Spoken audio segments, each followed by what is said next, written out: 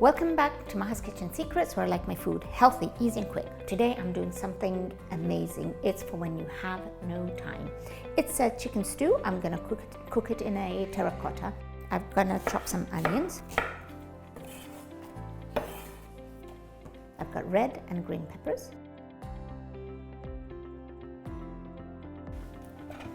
I have some tomatoes. Now, spices. I've got some coriander, cumin, 7 spice, turmeric, black pepper, salt. I'm gonna toss it.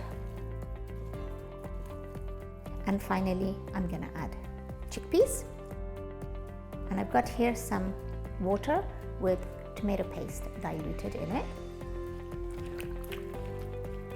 It's gonna go on the fire. Remember, you have to use a diffuser so the terracotta does not crack. And it's gonna cook in 3/4 an hour to an hour, whatever time it's gonna take, it's gonna take. You can just go and finish all your other things.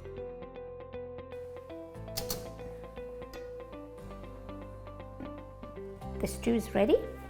Let's see what it looks like. The smell is amazing.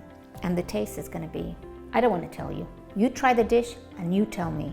And don't forget, food does not get any healthier than this. Enjoy.